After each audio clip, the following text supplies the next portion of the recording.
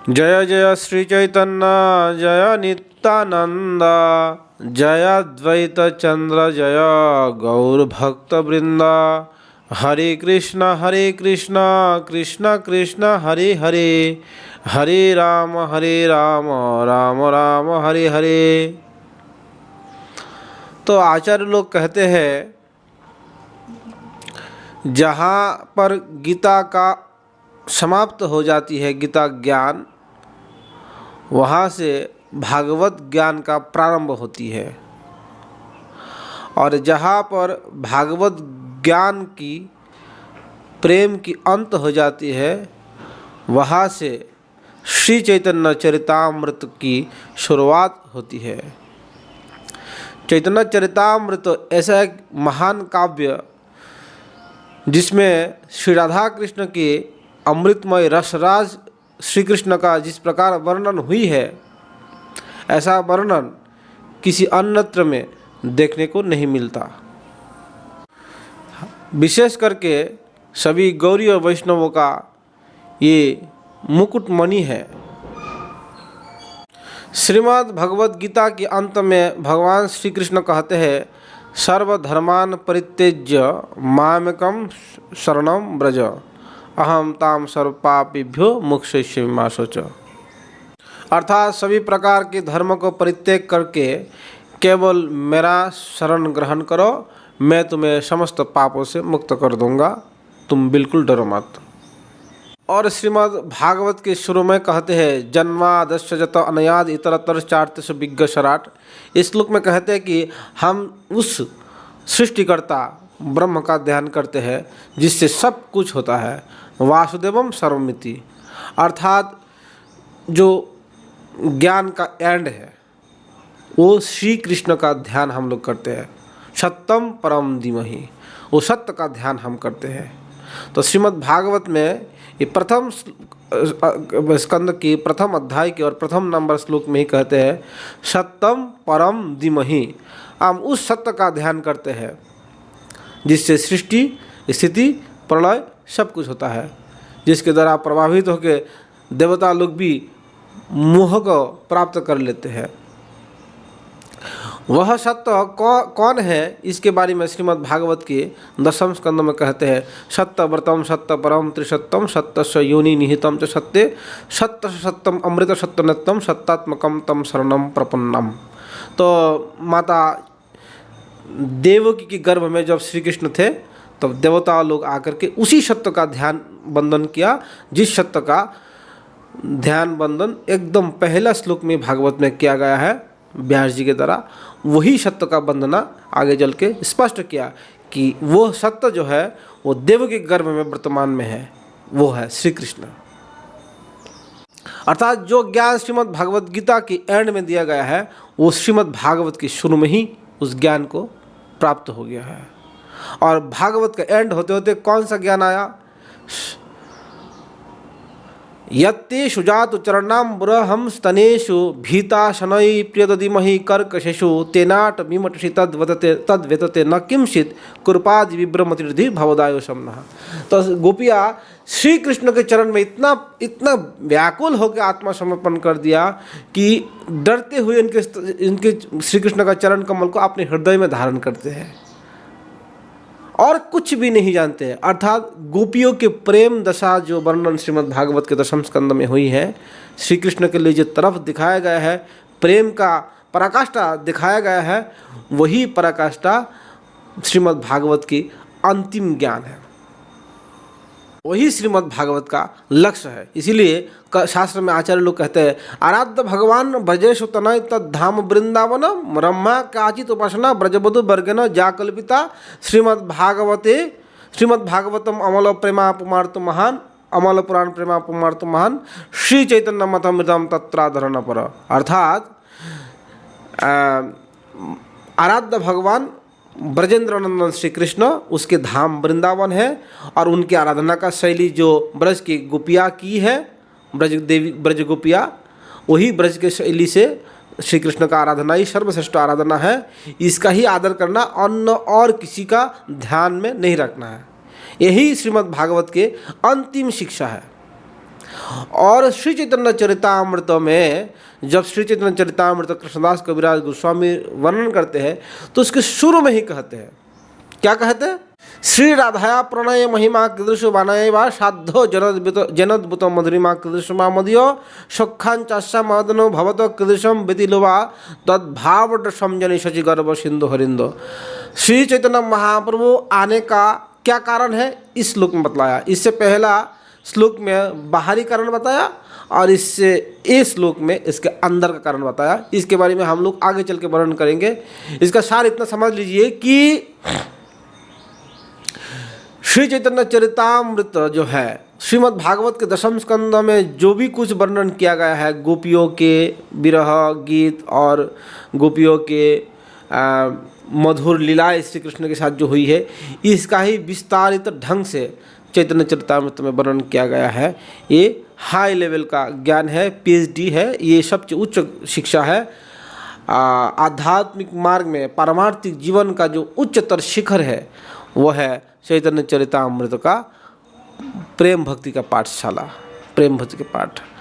उस पाठ का पाठशाला में जो एक बार पढ़ के निकल जाता है उसके लिए सब कुछ समझ में आ जाता है।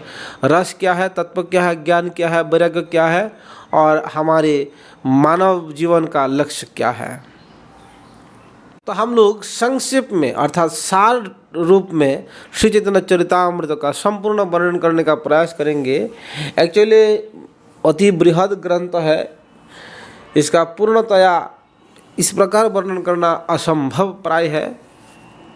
तो थोड़ा थोड़ा करके एक एक पार्ट करके हम लोग जो है आगे बढ़ेंगे। चैतन्य चरितामृत के शुरू में ही श्रील कृष्णदास कविराज गोस्वामी वर्णन करते हैं, वंदे गुरुन ईश भक्तान ईश मीश अवतारकान तत्प्रकाशांच तत्शक्ति ही कृष्ण चैतन्य संगकम।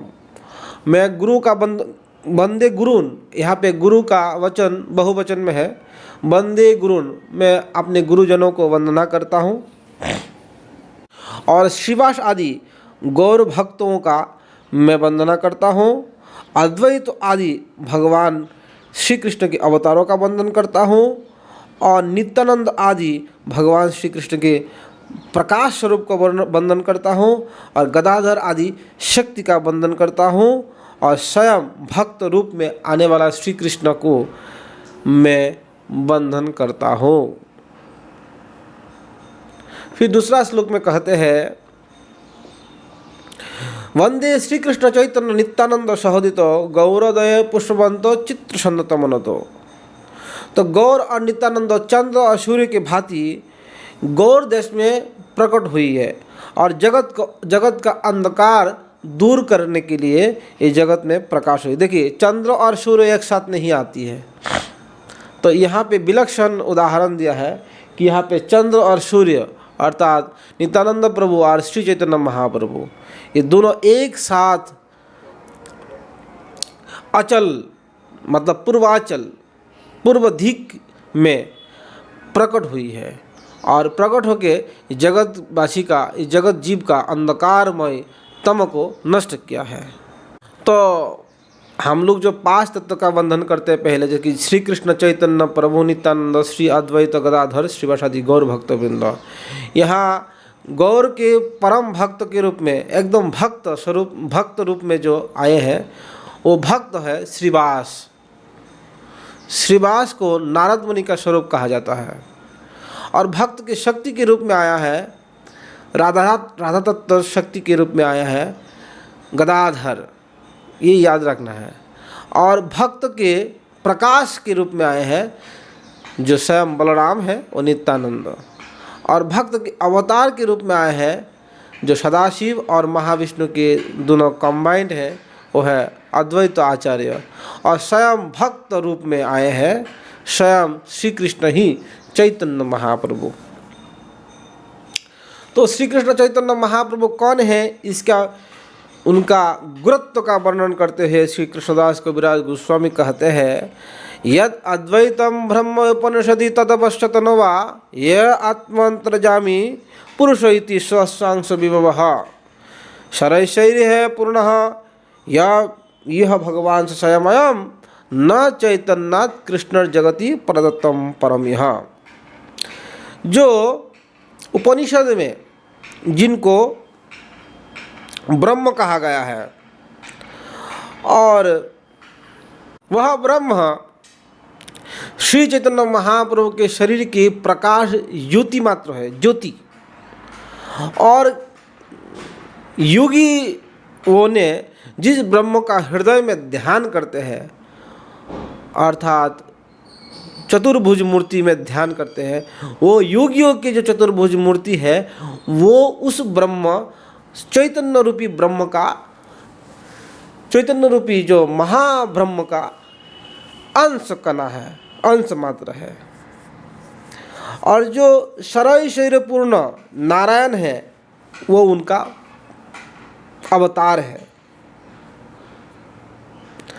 और चैतन्य जगति परतत्तम परम है, न चैतन्य पर, मतलब चैतन्य महाप्रभु से बढ़ के इस संसार में ना परतत्व है और ना परतत्व कभी हो सकता है। यही परम तत्व है।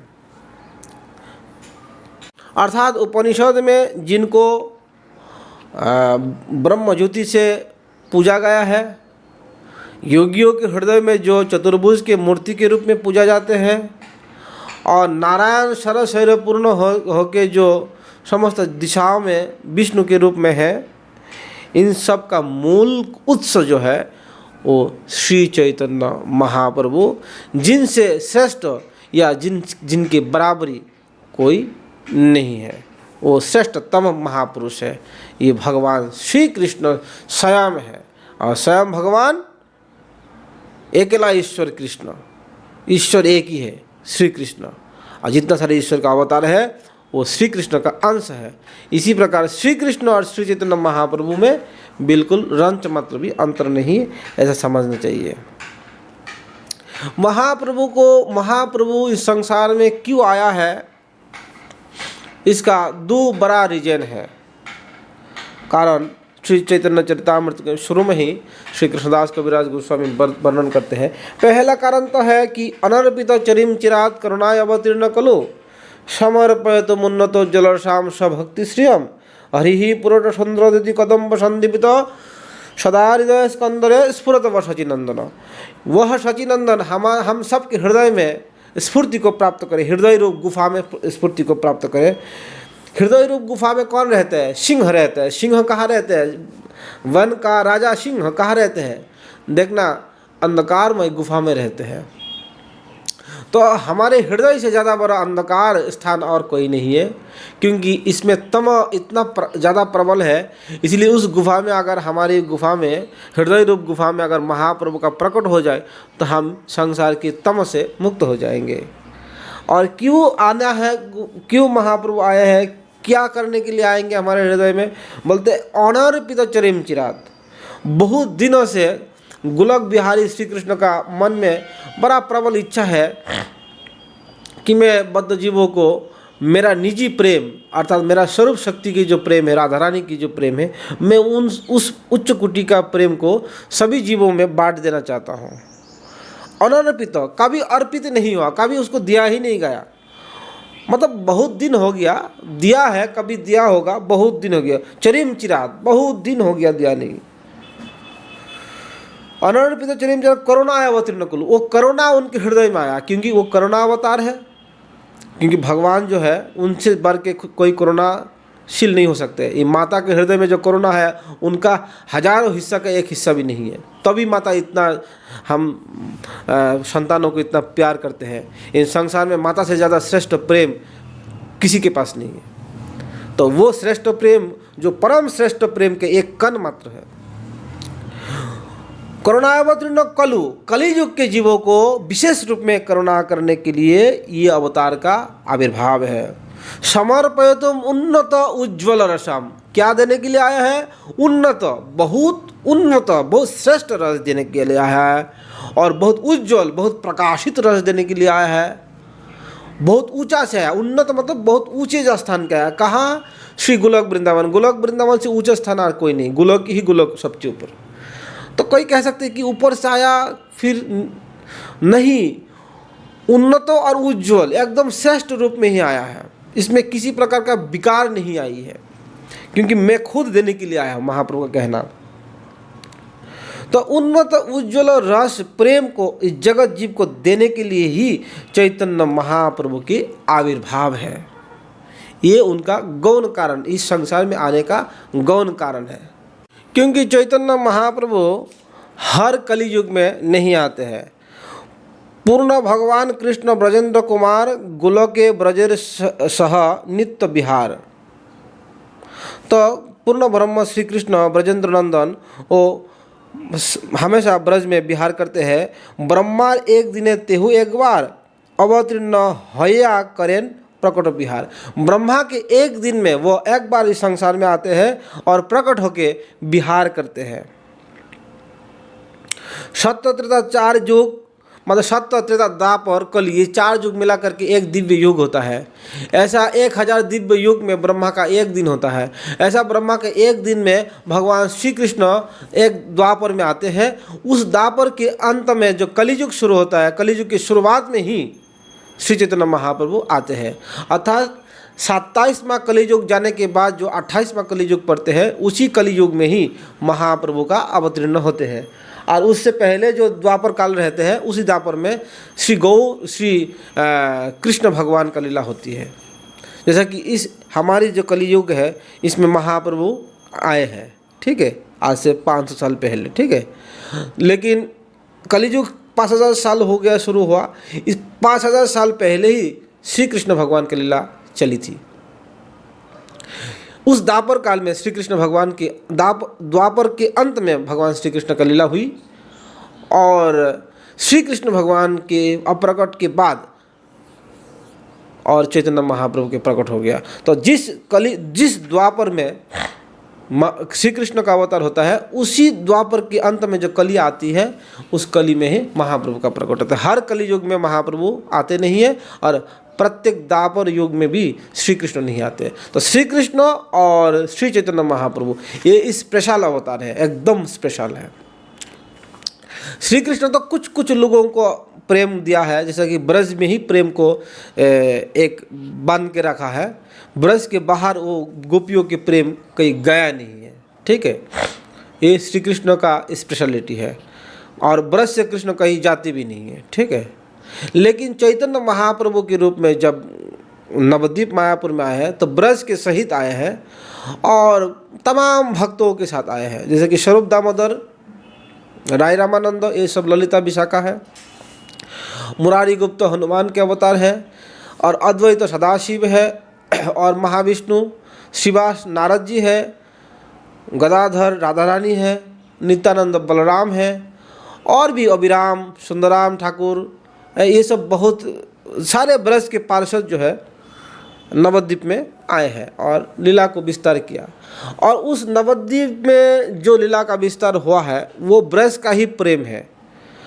और ब्रज प्रेम महाप्रभु ने सर्वत्र फैला दिया है।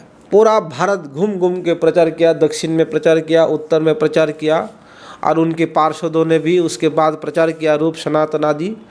और उसके बाद श्री चैतन्य महाप्रभु के प्रबल पार्षद एक इस कलिकाल में आए हैं, भक्ति विनोद ठाकुर, भक्ति सिद्धांत सरस्वती भी प्रबल रूप में प्रचार किया है। उसके बाद वर्तमान इस्कॉन के फाउंडर आचार्य श्रील प्रभुपाद ने इस प्रेम को आसमुद्र समस्त पृथ्वी पर वितरण किया है। ये हरे कृष्ण महामंत्र क्या है? हरे कृष्ण कृष्ण कृष्ण हरे हरे, हरे राम राम राम हरे हरे। इस हरे कृष्ण महामंत्र जपने का एक ही फल है, जिसमें राधा कृष्ण की अपराकृत दिव्य ब्रज का प्रेम प्राप्त करना। वो जाने ना जाने, समझे ना समझे, उसका जो परिणाम है वो उसको दे के ही रहेगा। तो ये जो प्रेम, ये हरे कृष्ण महामंत्र देना ही मतलब ब्रज का प्रेम समस्त जीवों को बांटना। इस मंत्र में यही ताकत है। इस मंत्र में यही ताकत है कि राधा कृष्ण की अपराकृत जो गोलोक का प्रेम है, जो अर्थात ब्रज वृंदावन की जो निष्ठा, राधा गोपियों के जो प्रेम है, उस प्रेम को प्राप्त इस मंत्र के द्वारा होता है। तो इस मंत्र को आज संसार के हर कोने कोने में आपको मिलेगा महाप्रभु का कृपा से। महाप्रभु खुद बोला है कि पृथ्वीते आछे जतो नगर आदि ग्राम सर्वत्र प्रचार होइबे मोर नाम। अर्थात ये पृथ्वी में जितना नगर है, शहर है, ग्राम है, खलिहान है, खेत है, सब जगह पे मेरा नाम का प्रचार होने वाला है। तो ये महाप्रभु की भविष्यवाणी है जो आज हम लोग सच होते हुए देख रहा है। तो ये हमारे लिए बहुत बड़ा भाग्य की बात है। तो इस प्रकार महाप्रभु के अवतार का बड़ा महिमा है। ब्रज में भगवान श्री कृष्ण का जो आराधना है, गोपियों ने जिस प्रकार आराधना, ब्रज में 4 रस चलते हैं, दास्य, सख, वात्सल्य और माधुर्य। ब्रज में शांत रस नहीं चलता। शांत रस का मतलब भी तुम भी अच्छा रहो, मैं भी अच्छा रहूँ, मतलब कोई आदान प्रदान नहीं है। इसीलिए शांत रस का कोई भूमिका ब्रज में नहीं, वो वैकुंठ लोक का है। ब्रज में खास 4 रस है, मतलब चारी भावेर भक्त जतो कृष्ण तार बस, दास्य, सख, वात्सल्य, श्रृंगार, 4 रस। तो दास्य, सख, वात्सल्य और श्रृंगार, ये 4 रस, और 4 भावेर भक्त जतो कृष्ण तार बस, ये 4 भाव से जो आराधना करते हैं कृष्ण की, और कृष्ण उसका वश में हो जाता है।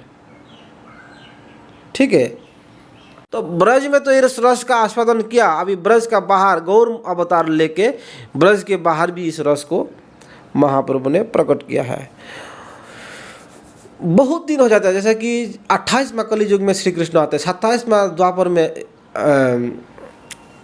वो आते हैं, मतलब 27 के द्वापर के अंत में 28वां द्वापर जब पढ़ते हैं तो श्री कृष्ण आते हैं। तो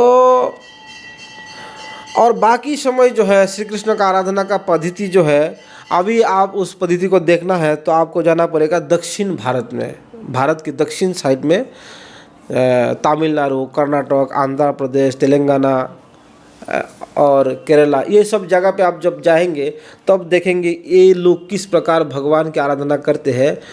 वो हमेशा ही इस प्रकार ही आराधना ठाकुर जी का हुआ करता। तो इसीलिए ठाकुर जी इस आराधना से तंग हो गया। हर कोई कहते जय जगदीश हरे, जय जगदीश हरे, प्रभु तुम तो प्रभु हो, मैं तो तुम्हारा दास हूँ। तो इस प्रकार बहुत दूरी बना जब ज़्यादा ऐश्वर्य ज्ञान हो जाते हैं तब इसमें बाउंडेशन आ जाता है, दूरियाँ हो जाती है।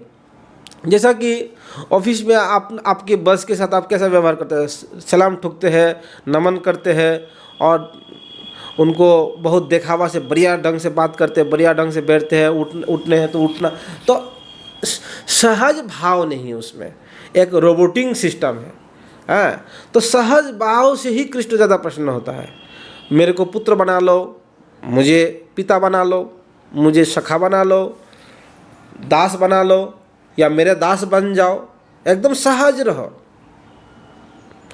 या मेरा पत्नी बन जाओ, या मेरा प्रेमी बन जाओ, प्रेमिका बन जाओ, सब कुछ बनने के लिए तैयार है। लेकिन इस संबंध से जब प्यार किया जाता है तो उसमें कृष्ण का प्रसन्नता ज़्यादा है। कृष्ण कहते हैं कि बस ये सब चीज़ हो गया, मैं बहुत भोग लिया ये सब चीज़, अभी तुम हमें कैसा प्रेम करना, 4 भाव से प्रेम करना। वो 4 क्या है, दास्य, सख, वात्सल्य और माधुर्य। उसमें माधुर्य सर्वश्रेष्ठ है, लेकिन माधुर्य में ऊपर नीचे नीचे सबका रस है। दास्य का भी दासत्व है, शक का भी शक भाव है, और वात्सल्य का जो भाव है वो भी माधुर्य में पाया जाता है। नीचे का प्रेम तो ऊपर का रस में पाए जाते हैं, लेकिन ऊपर का रस नीचे वाला प्रेमी के हृदय में नहीं होता। इसीलिए पूर्ण जो रस है, पूर्ण जो आनंद है, वो श्रृंगार रस में ही प्राप्त होता है। कहते ऐश्वर्य ज्ञानते सब जगत मिश्रित, ऐश्वर्य शिथिल प्रेमे नाही मूर्प्रित। ऐश्वर्य ज्ञान से जगत मिश्रित, मिश्रित मतलब इस जगत में सारा जगह पे ऐश्वर्य मिला हुआ है। हर जगह पे भगवान की भगवत्ता को याद रखते हुए आराधना, पूजा, सेवा करते हैं। ये बिल्कुल कृष्ण का पसंद नहीं है। ऐश्वर्य ज्ञान से क्या होता है, ऐश्वर्य ज्ञान से क्या होता है कि प्रेम शिथिल हो जाता है, प्रेम ठंडा पड़ जाते हैं। जो भाव है, प्रेम है, वो शिथिल हो जाते हैं। वो कृष्ण का बिल्कुल पसंद नहीं है। ऐश्वर्य ज्ञाने विधि भजन करिया, वैकुंठे जाय चतुर्विध मुक्ति पाया। ऐश्वर्य ज्ञान से अगर आराधना करते हैं तो 4 प्रकार की मुक्ति प्राप्त करते हैं। 4 प्रकार की मुक्ति क्या है? सालोक्य, साष्टी, सामीप्य और सारूप्य। सालोक्य मतलब कृष्ण के लोक में, वैकुंठ में जाना। सामीप्य मतलब कृष्ण के सामने रहना। साष्टी मतलब कृष्ण के जैसा ऐश्वर्य को प्राप्त करना। और सारूप्य मतलब कृष्ण के जैसा चतुर्भुज प्राप्त करना, 4 भुजा है, शंख चक्र गदा पद्म कौस्तुभ, एकदम सब कुछ कृष्ण जैसा हो जाए, मतलब नारायण जैसा रूप प्राप्त करेंगे। तो ये 4। और एक प्रकार मुक्ति है सायुज्य, वो बहुत डेंजर होता है, इसलिए इसमें यहाँ उसका नाम नहीं लिया गया। सायुज्य जो है भक्त लोग नहीं लेते हैं, क्योंकि सायुज्य भक्ति के खिलाफ है, और वो ब्रह्म के अंदर नील हो जाने वाला जो ज्ञान है वो सायुज्य है। तो वो भक्तों का भी पसंद नहीं है और भगवान का भी पसंद नहीं है। इसलिए यहाँ पे 4 मुक्ति का वर्णन किया गया, सायुज्य, सासी, सामीप्य और सारूप्य। तो जो भक्त लोग श्री कृष्ण का ऐश्वर्य रूप की आराधना करेंगे, ऐश्वर्य भाव से आराधना करेंगे, तो वह लोग जो है 4 प्रकार की मुक्ति को प्राप्त करते हुए वैकुंठ में विराज करेंगे। और कृष्ण चाहते हैं कि वैकुंठ से ऊपर मेरा गोलोक वृंदावन है, जहाँ पे मेरा निजी निवास है। वैकुंठ मेरा ऑफिस है। ऑफिस में कैसा व्यवहार किया जाता है? अगर पुत्र ही अपने पिता के साथ, पिता जज है कोर्ट का, हाई कोर्ट का जज है, वो जज के आसन में बैठे हुए हैं, और वहाँ पुत्र एंट्री हुआ, तो पुत्र जाके ऐसा नहीं कह सकते पापा पापा मुझे गोद में चला लो ना, वहाँ ऐसा शिष्टाचार नहीं है, वहाँ उसको रोक दिया जाएगा। लेकिन वही पिता जब घर पे आते हैं तो उसको कांध में चढ़ जाओ, उसके खेलो कूदो, उसको कुछ भी करो। तो इसी प्रकार कृष्ण का जो अनंत वैकुंठ है, ये कृष्ण का ऑफिशियल डिपार्टमेंट है। और उनके निजी निवास जो है वो गोलोक वृंदावन, वो उनका निजी निवास है। निकुंज लीला ही उनका निजी निवास का एकदम एंड है। तो कृष्ण चाहते हैं कि मेरा निजी निवास में सब लोग आए। मेरा ऑफिस में बहुत लोग हैं, बस ऑफिशियल सिस्टम मैं हमेशा चालू रखता हूँ, लेकिन निजी निवास में आने का सिस्टम जो है ये कभी कभी उसका फुर्सत देता हूँ। इसीलिए अभी तो मैं चाहूँगा कि सारे भक्त लोग निजी निवास में ही आए।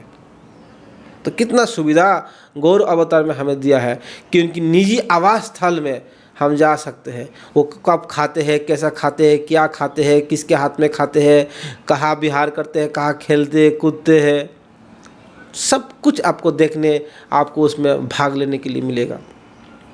ऑफिस में बहुत पार्टिकुलर होता है, सिस्टमेटिकली होता है, सब कुछ नापे तुले होते हैं, तो उसमें कोई मज़ा नहीं है, सब ब्रेन से चलता है।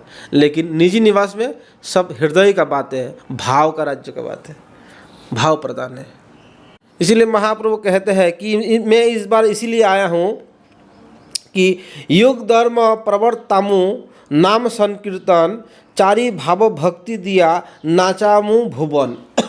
मैं युग धर्म का प्रवर्तन करूँगा, जो नाम संकीर्तन है, हरे कृष्ण कृष्ण कृष्ण हरे हरे, हरे राम राम राम हरे हरे। संकीर्तन मतलब 2 भक्तों में मिलके होता है, 2-3 भक्त मिलके संकीर्तन होता है।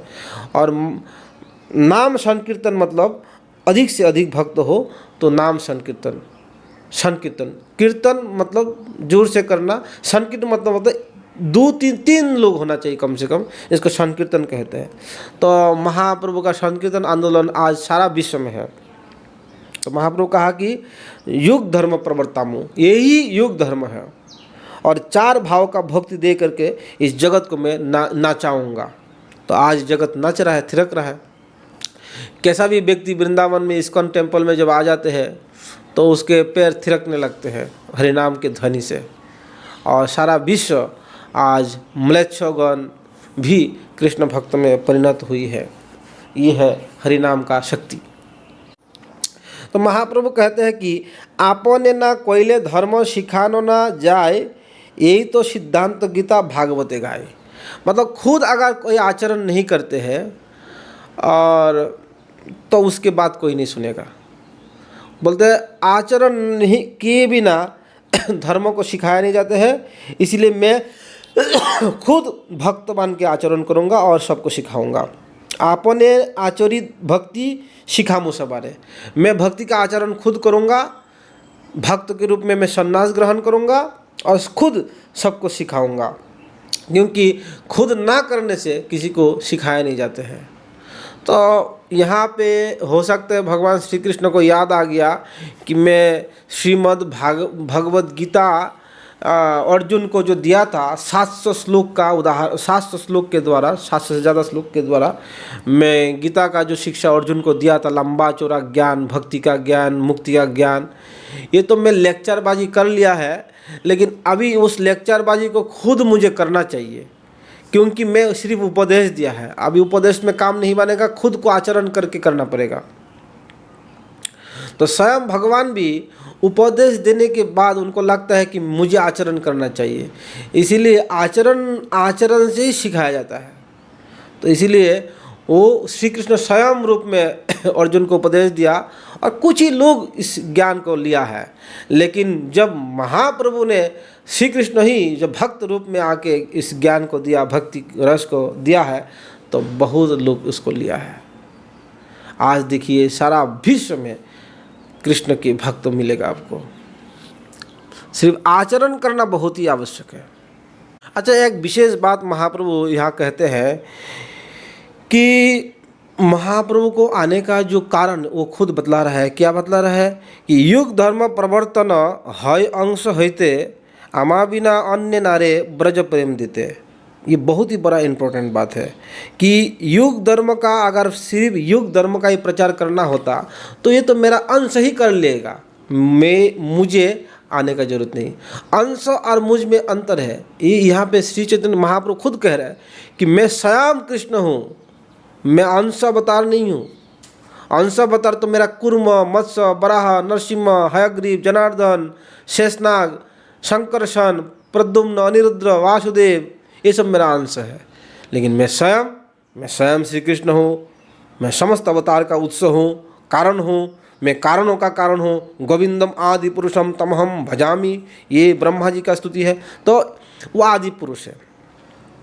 तो कहते हैं कि अगर मुझे सिर्फ युग धर्म का प्रचार करना होता तो मैं अपना किसी भक्त को या किसी छोटा मोटा अवतार को मैं भेज देता, चलो बड़ा अवतार ही भेज देता। मुझे खुद को आने का कोई ज़रूरत नहीं है। मेरा आने का एकमात्र लक्ष्य है ब्रज प्रेम देने के लिए है। ब्रज में जो गोपियाँ जो जिस प्रकार मुझे प्रेम किया है, वो प्रेम सिर्फ ब्रज में ही रह गया है, ब्रज से बाहर नहीं हुआ। तो वो वह ब्रज प्रेम आचंडाल सबको देने के लिए मेरा इस अवतार का मूल कारण है। कृष्णदास कविराज आगे वर्णन करेंगे कि ये भी उनका गौण कारण है, एक बाहरी कारण, एक अंदर का कारण। तो कह रहे हैं कि ये ब्रज प्रेम देना एक गौण कारण है, एक कारण है इसमें, और अंदर का एक कारण का हम आगे जाके वर्णन करेंगे। तो यहाँ तक आज हम लोग ठीक है रखते हैं। आगे का अध्याय हम लोग आगे का जो कंटिन्यू काल करेंगे, आज यहाँ तक ही है। हरे कृष्ण।